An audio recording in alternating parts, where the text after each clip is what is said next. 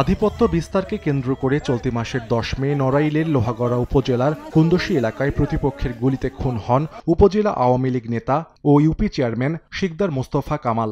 পরদিন একই উপজেলার চরমঙ্গলহাটা এলাকায় নিজ বাড়িতে খুন হন স্থানীয় যুবলীগ নেতার মা ৭৫ বছর বয়সী রিজিয়া বেগম।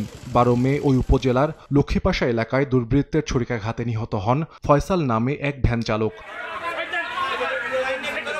দিন দিন হত্যাকাণ্ড বাড়ছে নড়াইলে। গত প্রায় ২.৫ বছরে ঘটেছে ৫২টি হত্যার ঘটনা।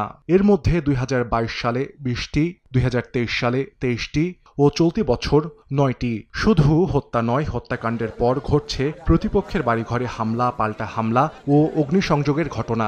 এতে আতঙ্কিত জেলাবাসী।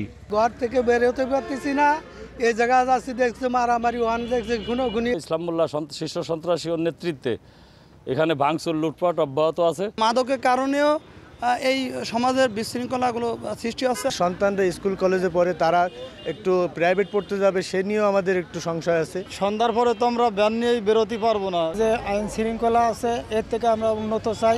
নগদে ৫০০ টাকা বা তার বেশি পেমেন্টে পেতে পারেন ঢাকায় জমিসহ ২০ কোটি টাকার পুরস্কার। সামাজিক ও অর্থনৈতিক বিরোধ, প্রভাব বিস্তার সহ নানা কারণে সহিংসতার পরিমাণ বাড়ছে বলে মনে করেন আইনজীবী ও মানবাধিকার কর্মীরা।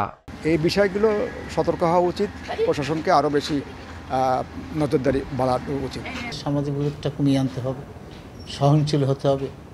আর আমরা একে অপরের প্রতি ভ্রাতৃত্ববোধ যেটা আমার হারিয়ে ফেলেছি মনে হচ্ছে এখন, এই ভ্রাতৃত্ববোধটা আমাদের মাঝে আনতে হবে। তবে এত কিছুর পরও পরিস্থিতি নিয়ন্ত্রণ করতে পারছে না পুলিশ, যদিও এ নিয়ে কঠোর অবস্থান বলে আত্মপক্ষ সমর্থন পুলিশ সুপারের। বর্তমানে দেখবেন যে চিত্রটা অনেক চেঞ্জ, তো সময় লাগবে এবং আমরা মনে করি যে এই সমস্ত প্রবলেমগুলো আমরা অ্যাড্রেস করতে সক্ষম। গত ২.৫ বছরে হত্যাকাণ্ড ও হত্যা পরবর্তী সহিংসতার ঘটনায় ২ শতাধিক মামলা নড়াইলের বিভিন্ন আদালতে বিচারাধীন। সময় সংবাদ, নড়াইল।